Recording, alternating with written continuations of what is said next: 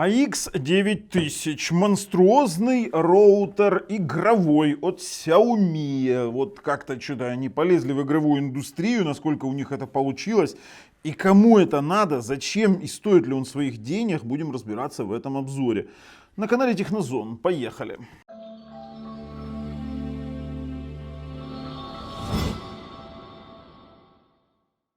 Огромный роутер. Можно даже вот так вот ставить.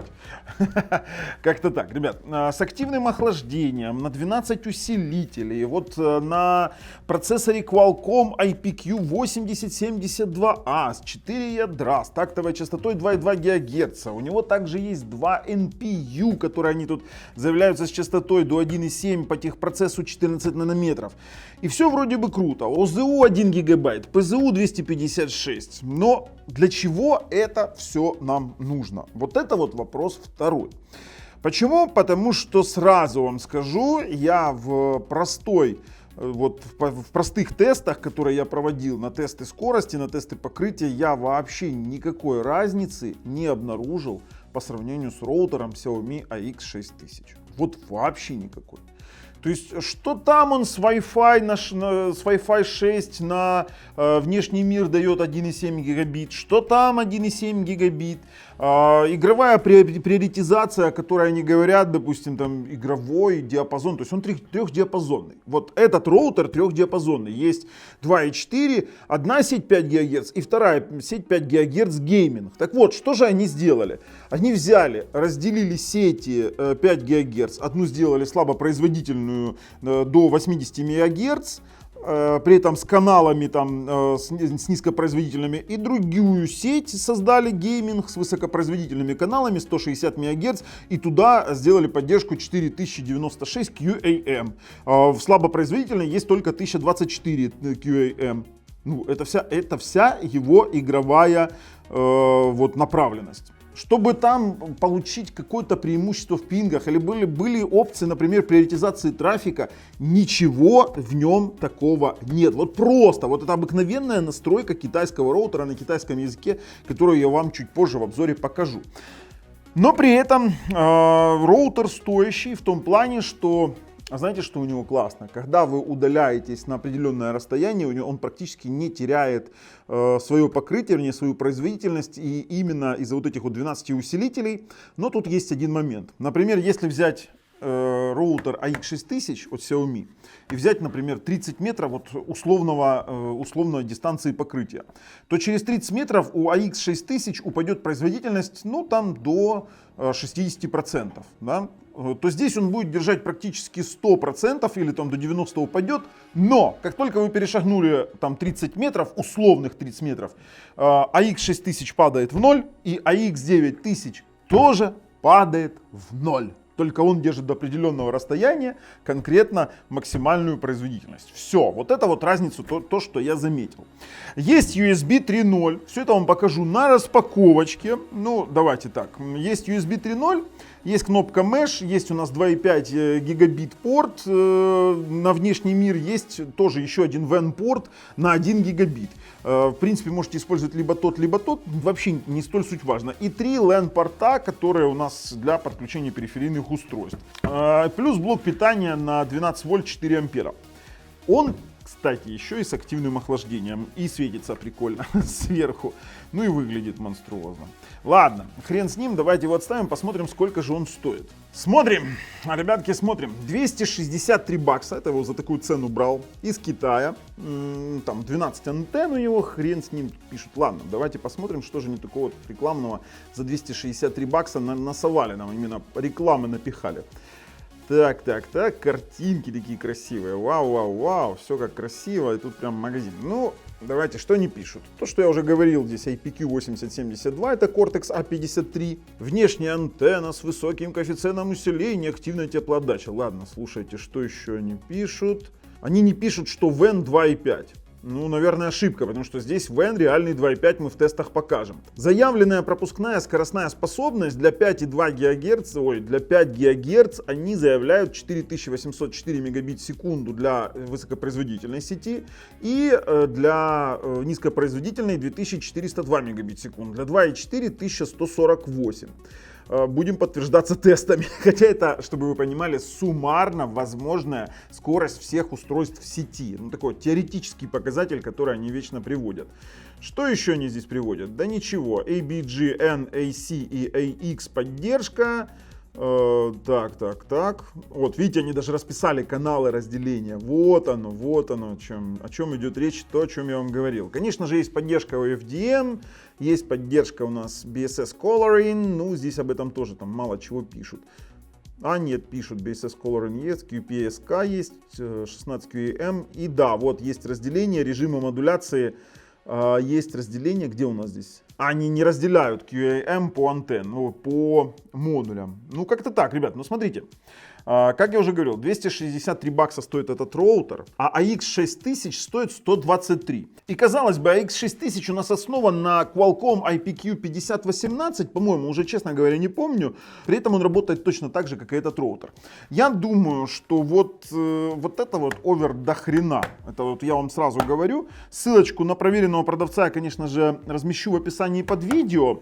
Но советую вам дождаться нашего резюме, да и посмотреть наши тесты, чтобы понимать, что вот такого интересного есть в этом роутере, стоит ли его покупать или стоит просто-напросто не заморачиваться и купить AX6000.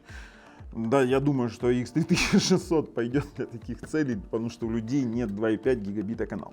Почему они позиционируют его как игровой? Да потому что в основном для игровиков важна одновременная, допустим, трансляция в 4К. И плюс нужна ширина канала для игровых возможностей, но она не настолько нужна, там, чтобы прям в 2,5 гигабита засовывать это все дело. Я думаю, что здесь более важны такие функции, как приоритизация трафика, которые есть у игровых роутеров Asus X11000, у игрового роутера TP-Link X11000, но далеко я бы этот роутер игровым не назвал, вот сразу об этом говорю, даже в начале обзора. Ладно, ребята, ждите окончания обзора, уже дальше будем разбираться. Ну, я, конечно же, анонсирую батл между роутерами. Мы уже определили для себя 4 роутера для батла, давно обещанный, я просто ждал этот роутер, это будет AX6000, AX3600, Kinetic Ultra, да, потому что у нее 160 МГц, и есть вот эта штука. И будем тестировать очень жестко на дальность покрытия, на силу покрытия, на силу пробития стен. Вот как-то вот я для себя хочу определиться. Ну и потому что эти роутеры все поддерживают классно меш-системы. Люблю меш, я уже тоже показывал насчет меш. Все, ребят, подписываемся, нажимаем колокольчик, чтобы не пропустить наши дальнейшие видео, потому что если вы не нажмете колокольчик, вы не узнаете дальнейшую судьбу этого роутера и что мы на него придумаем, и как мы вообще его будем использовать. И батл пропустите. А также пропустите розыгрыш. Розыгрыш PlayStation 5. На данный момент, на момент съемки этого видео, это плоечка 5. И ссылочка на условия лежит в описании под видео. Ну а если там уже нет плоечки, то есть нечто более, наверное, интересное. Ну а я сейчас говорю вам хавабанга, ребята. Свое фирменное. Это же Бубльгум на канале Технозон. Поехали распаковывать и тестировать. Распаковочка. Такая вот у нас. Теперь смотрите, в чем здесь фишка. Сейчас я вам покажу, как это все упаковано. Вот так вот. Это роутер. Это роутер с надписью Open. Давайте открываем. Именно большой частью вверх нужно открывать. Знаете почему? Потому что выглядит это вот так вот. Это алмаз. Слушайте, круто, нереально круто. Но к роутеру чуть попозже. Посмотрим, что у нас внутри коробочки маленькой. Итак, у нас есть патчкорд. И есть у нас блок питания. А блок питания на сколько у нас? На 1,5 ампера. О, нет, у нас блок питания 12 вольт 4 ампера. Ни хрена себе. Честно говоря, такое на роутерах вижу первый раз. 12 вольт 4 ампера. Ну что, достаем красавца. Опа-на! Такой вот классный, красивый. Знаете, что бросается в глаза сразу? USB 3.0. USB 3.0 бросается в глаза. Это первый роутер Xiaomi, ну, кроме R3 Pro старого, который работает с USB 3.0. Антенны у нас раскладываются. Получается, как противопехотная мина какая-то. Не знаю. Замазался он чем-то. Итак, что мы видим на самом роутере? Снизу у нас решетка охлаждения. И у нас она не зря такая большая, потому что в ней есть активное охлаждение. Там есть, там есть вентилятор, ну здесь он скрыт, он есть сверху, здесь. Плюс у нас на боках, поехали рассматривать, есть WAN 2.5, есть 1000 мегабитные LAN-порты, плюс у нас здесь есть, вот знаете что, у нас есть кнопка включения, кнопка Reset, то есть включается Reset. Есть у нас кнопочки, у нас есть светодиодные индикаторы. И все это дело заканчивается USB 3.0 плюс кнопка Mesh. То есть это Mesh роутер, вообще как базовая станция. Это будет, конечно, невероятно круто смотреться у меня в студии. Или вообще это геймерский роутер, да? Хорошо, ребят, настраиваем, переходим, тестируем. Ребят, начинаем традиционно сразу с тестов, максимально крутых тестов. А знаете почему? Потому что мы сейчас тестируем Wi-Fi 6 именно на вот этой вот высокопроизводительной сети Game, как они говорят. Ну вот непонятно, почему так сделали, ну ладно. Давайте, поехали. Стартуем сначала на спид-тесте. И на спид-тесте у нас, я думаю, покажет неплохой результат. Мы тестируем это на Acer Predator. Так, перешагнули гигабит, но дело в том, что спид-тест это такое себе действие, которое не очень хорошо может показывать скорость. Почему? Потому что не хватает у него иногда моментов с многопотоками. Такое есть. Слушайте, ну спид-тест, ладно, мы сейчас его закончим. 1,2 гигабита он показывает на 600, это очень-очень слабо, и тут еще и зависит от источника. Поэтому будем сейчас тестировать на Амстердам, на внешний сервер через Magic iPerf. Поехали. Так, надо свернуть это рекламное окно, чтобы оно у нас не мешало нам. 1.37, 1.86, 1.76, 1.8, 1.85, 1.69, 1.38, 1.34. Короче, 1.6 гигабит на 1.6 гигабит. Тестируем еще разочек. Давайте. Поехали. 1.40, 1.87, 1.84, 1.87. Знаете, что я вам скажу? Я не вижу разницы между AX6000. Вот вообще, вот у меня первое впечатление, 1.70, 1.67, то же самое выдает AX6000 на Амстердам. На том же самом ноутбуке. В чем разница? В усилении? Ну, мы сейчас будем пробовать.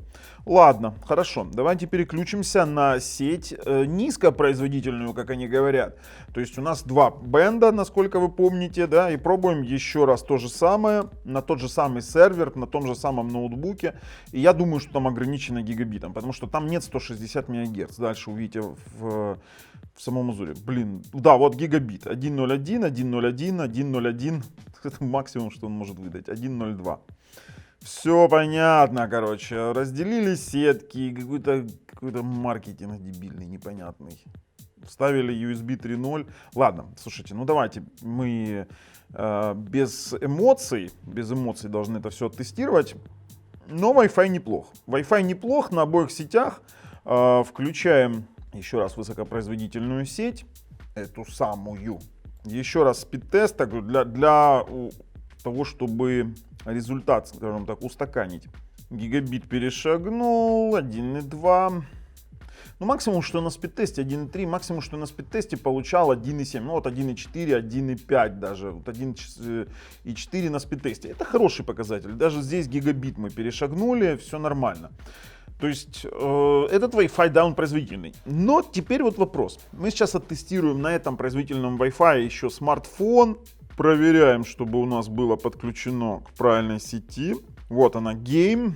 Ждем. Подключено.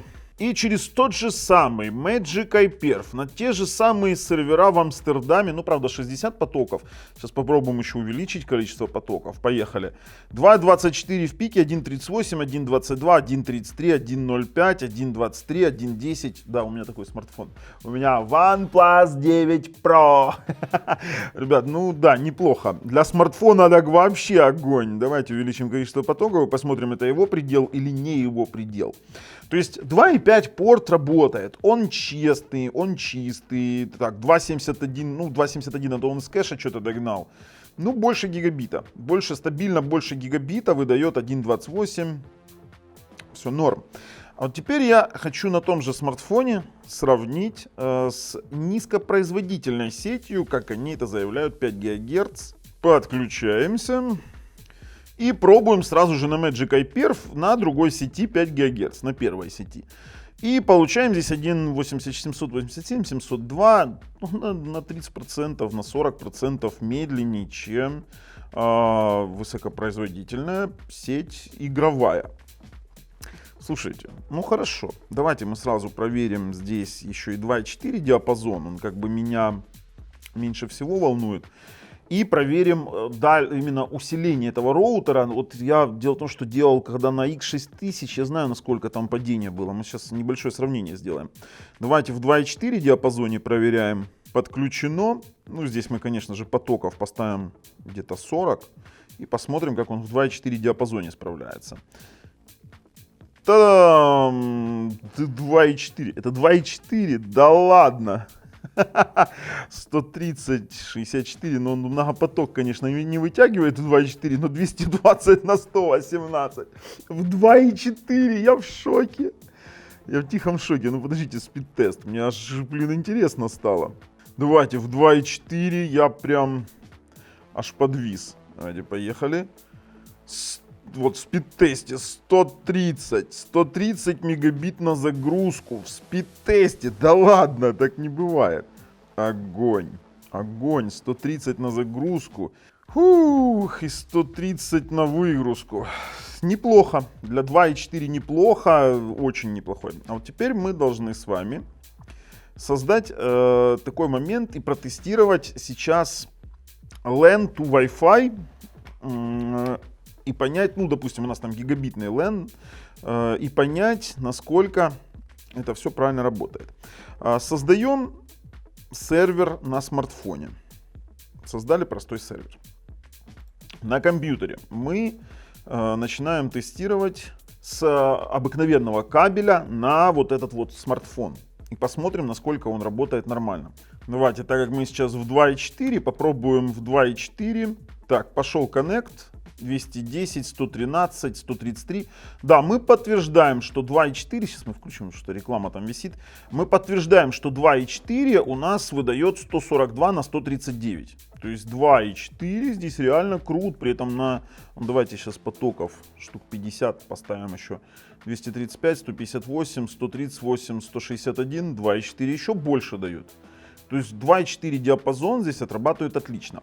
Хорошо, ладно, 150 на 150. Давайте попробуем на 5 ГГц, а потом на удаление с вами попробуем. По идее, на 5 ГГц он должен давать максимальную производительность, которую может показать сеть, потому что роутер-то больше, с заделом больше, чем на 1 гигабит. А здесь LAN-порты, они гигабитные. Так, стартуем сервер. IP-адрес немножечко изменился. На 50 потоков сначала. 946, 942, 941. Все. Потолок сети достигнут. То есть здесь честные LAN-порты на Wi-Fi. Он спокойно выдает. Ну, так как здесь он выдает больше, чем, допустим, гигабит, правильно? То мы понимаем, что между обыкновенной сетью и Wi-Fi мы получаем с вами чистый гигабит. Теперь попробуем то же самое, только с Wi-Fi 5 ГГц на Wi-Fi 5 ГГц на высокопроизводительных. Давайте повторим тот же самый тест, только увеличим количество потоков, ну, например, до 80. Воу, и пошло-поехало. Давайте 818 с Wi-Fi на Wi-Fi, урезание в 2 раза. Даже чуть меньше, чем в 2 раза. И это нормально. Это нормальная технология. То есть так устроены роутеры. Все 100% роутеров на рынке с Wi-Fi на Wi-Fi режут до 50% своей производительности, которую они показывают с Wi-Fi на внешний мир. То есть мы здесь имеем падение в рамках допустимого. Но и при этом между двумя устройствами Wi-Fi у вас скорость обмена 800, ну почти 900 мегабит. Классно. Вот реально классно.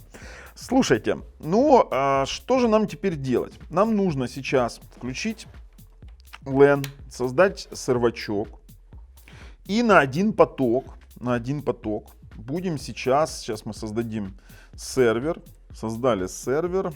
И здесь на один поток будем тестировать на удаление, то есть насколько у него сигнал пробивает. Все, если вы смотрели наши старые обзоры роутеров, то наш тест на удаление — это одна стена капитальная с металлической дверью, плюс еще одна стена, плюс металлическая дверь. И вот таким вот образом мы тестируем процент падения. Ну и само собой баттл мы устроим между этими всеми Xiaomi. Ставим один поток. Теперь смотрите, тестируем мы, это мы сейчас тестируем 5 ГГц, тестируем мы в непосредственной близости. Так, на один поток он выдает, ну сейчас мы увидим среднюю, но мы будем ориентироваться по средней. Повторим его пару раз для того, чтобы понять, что он стабилен, этот один поток. 347 на 346 это на один поток, не забываем. Так, пробуем еще раз. 355 на 353, ну все то же самое примерно выдается третий раз. Наша помощница Ань, сейчас отходишь, как обычно на тестах роутерах, стена, дверь, то есть перед металлической второй, туда аж в дальнюю студию, ты там останавливаешься и делаешь тест 2 раза. То есть стартуешь, остановилась. Мы будем видеть здесь с вами результат на экране. Так, Аня пошла. Сейчас мы с вами посмотрим, насколько он при удалении. Обещаны эти 12 усилителей. Что они там усиливают, не знаю. Пока что я не вижу преимуществ перед AX6000, ну, кроме USB порта 3.0. Так, поехала. 94, 270, ну, там 3 раза. Слушайте, а падения практически-то нет.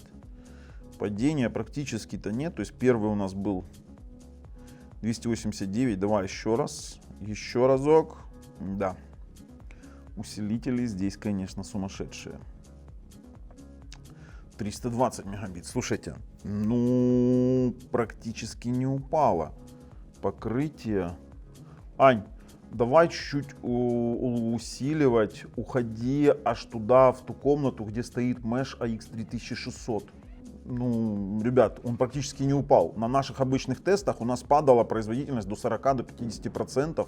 Сейчас Аня уйдет дальше в дальнюю студию. Я что-то сейчас вот вообще подвис. У него реально, вот реально, да, усилил. И это в 5 ГГц, чтобы вы понимали. Давайте еще раз. Далеко пошла. Ждем. Это порядка 40 метров. О, нет, туда не достреливает.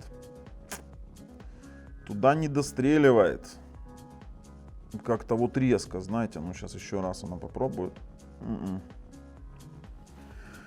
Как-то вот резко, знаете, в чем фишка? 20 метров или 25, 2 двери, 2 стены, полное покрытие. Она уходит чуть дальше и резко обрубается.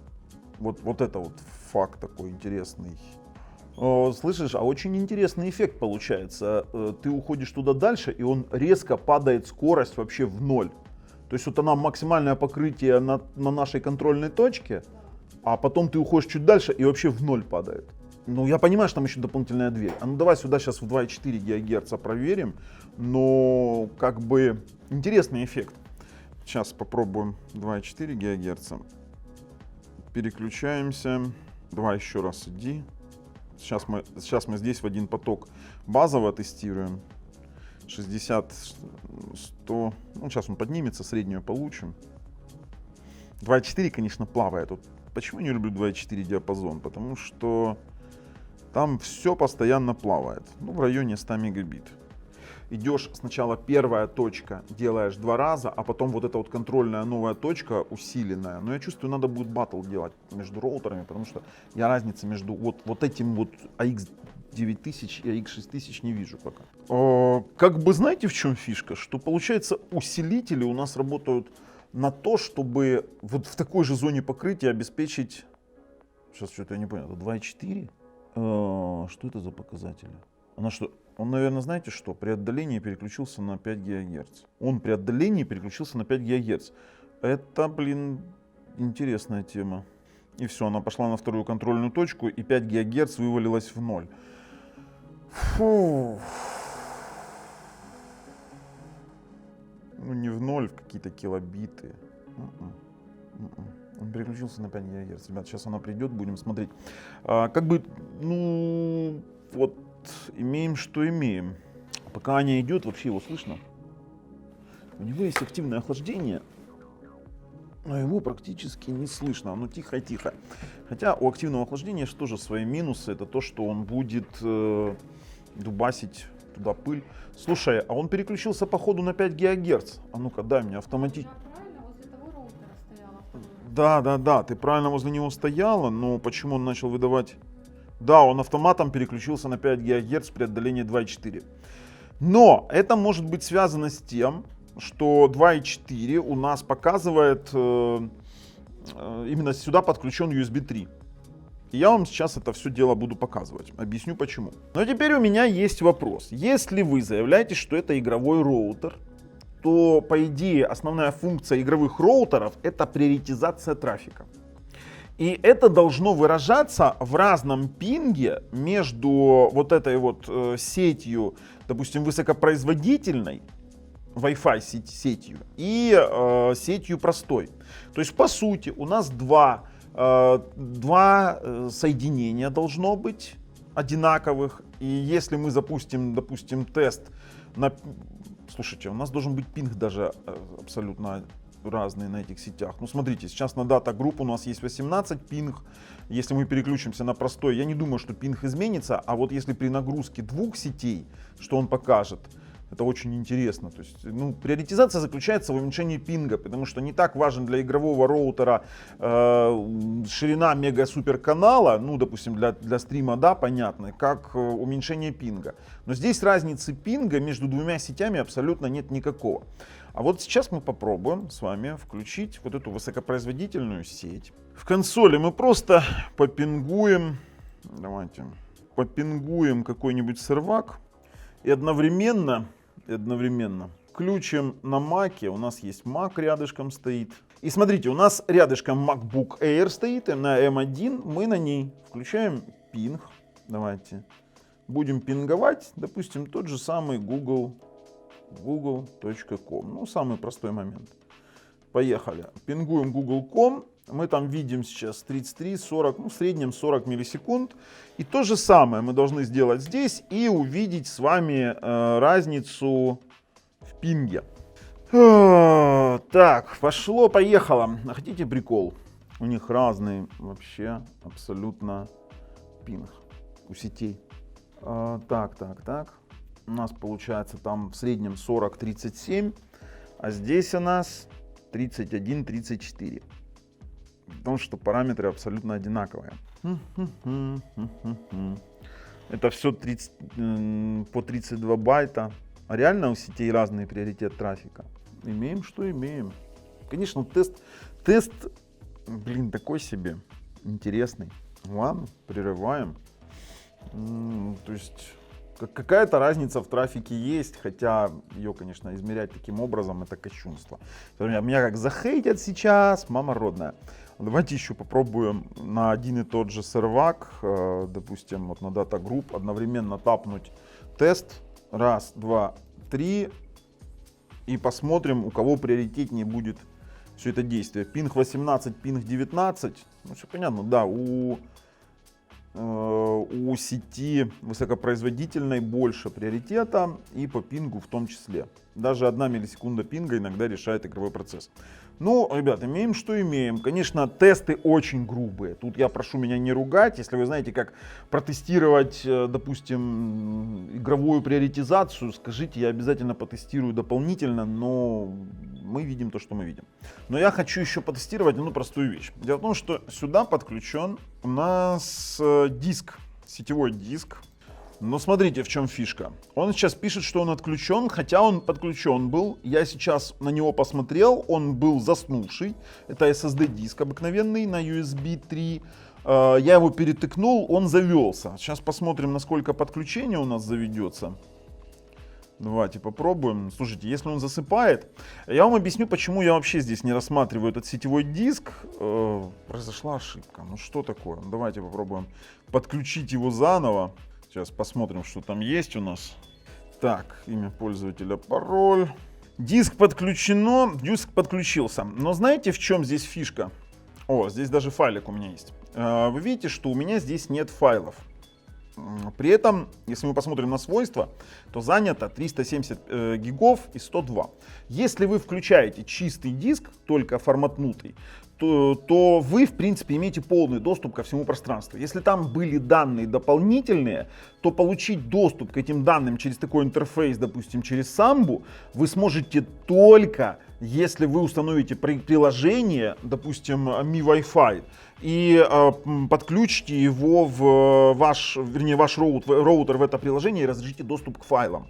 А здесь уже другой вопрос. Если мы переходим в Mi Wi-Fi, то я сколько ни бился, я не смог подключить свой роутер. Смотрите, у меня здесь есть 3 роутера сейчас Xiaomi. Я уже выбираю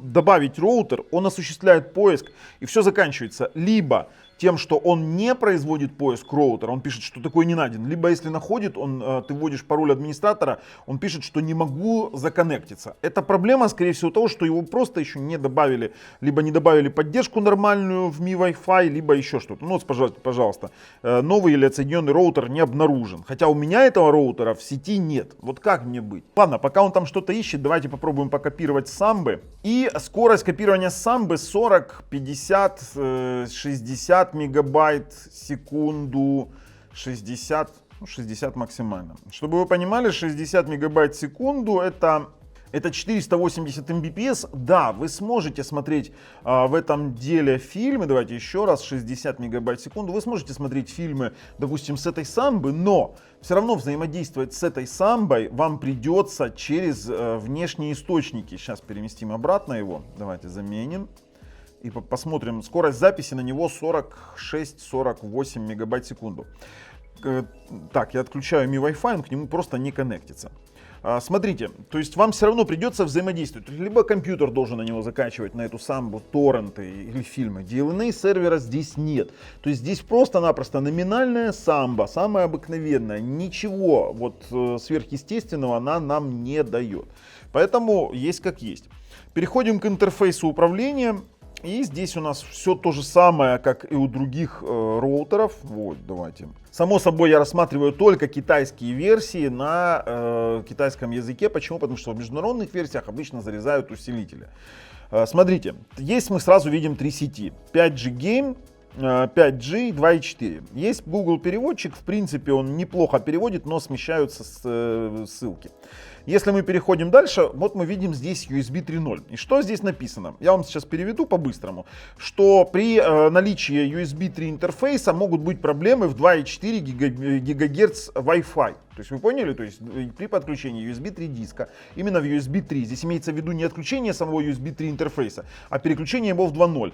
И здесь написано, для того, чтобы, необходимо перевести USB 3.0 в 2.0, для того, чтобы не было этих проблем, переключение в 2.0 приведет к перезагрузке роутера. Примерно вот то, что здесь написано. И мы видим сам по себе диск. Никаких больше приложений здесь, никаких больше пунктов по взаимодействию роутера с этим самым SSD-диском нет. Ни Time Machine, ни, допустим, полноценной Samba, я даже не понимаю, какой версии. Ну, она явно не Samba V1. Почему? Потому что моя винда не законнектилась бы. Samba V2 минимум. Нет никаких торрент-качалок, об этом можете забыть. Конечно, если в теории когда-то какой-то именитый бренд выпустит на Qualcomm нормальный роутер, а потом удастся у ребят слить прошивки, и потом появятся какие-то сторонние прошивки на этот роутер, это будет круто. Так, дальше. А здесь уже абсолютно все традиционно, как у китайских роутеров. Оно сейчас перевело все. Можно включить 3 диапазона Wi-Fi в один. 2,4 ГГц у нас поддерживает, давайте посмотрим, какое шифрование поддерживает. А здесь уже, конечно, WPA3, миксованная WPA3 с WPA2, Enterprise или без шифрования. Каналы в 2,4 диапазоне от 1 до 13. И есть у нас пропускная способность 40-20 МГц. И можно, в принципе, по отдельности выбрать. И, конечно же, есть регулировка силы сигнала. 5 ГГц Wi-Fi. Смотрите, что они сделали, по сути. Они взяли его, разделили. И в простой 5 ГГц поделили каналы от 149 до 165 без 160 МГц. То есть это, конечно, такой себе вариант. А в 5 Game Wi-Fi они засунули сюда каналы от 36 по 64 высокопроизводительные с поддержкой 160 МГц. Это вся их игровая возможность. Приоритизацию вы уже видели. Есть у нас поддержка MU, MIMO. МУМИМО, как его называют, режим совместимости с Wi-Fi 5, если у вас, допустим, не работают какие-то устройства, но при этом включение этого режима отключит OFDMA, BSS Coloring и остальные функции Wi-Fi 6. Автоматическое сканирование интеллектуальной антенны IoT, это для устройств умного дома, и, к счастью, это обнаружение неинициализированных устройств умного дома от Xiaomi. В интернет-настройках у нас есть настройка IP-адреса, поддержка PPPoE, DHCP есть. WAN мы можем с вами использовать либо 2,5 ГГц, либо 1 ГГц. Они два разных порта. И указывать, какой у нас WAN должен быть. То есть мы можем с вами обрезать скорость этого самого WAN. Больше здесь ничего такого нету интересного. Есть поддержка IPv6. Контроль беспроводного доступа. По сути, это MAC-фильтр. В настройках LAN самый обыкновенный DHCP сервер. И в информации у нас здесь ручное обновление есть. Так, а почему ручное? Есть у нас обновление автоматическое, просто нет свежей прошивки. Плагины. Ручная установка плагины. Все, больше ничего здесь такого нет. В расширенных настройках у нас есть QoS, в принципе такой себе урезанный, просто можно обрезать, взять скорость Wi-Fi или вообще скорость роутера, вот так, неизбирательно, скажем так. Поддержка DDNS, есть у нас поддержка проброса портов, VPN, все мы понимаем, какой роутер в китайских, какие в китайских VPN. У нас в китайских роутерах VPN и поддержка UPnP. Само собой, есть поддержка Mesh. Как это работает, мы уже показывали в нашем ролике, как работает Mesh-система на китайских роутерах. Но, в принципе, я уже готов проходить, резюмировать данный роутер, потому что вот ничего больше я из него не выжму. Так что переходим и резюмируем. Резюме таково, что я...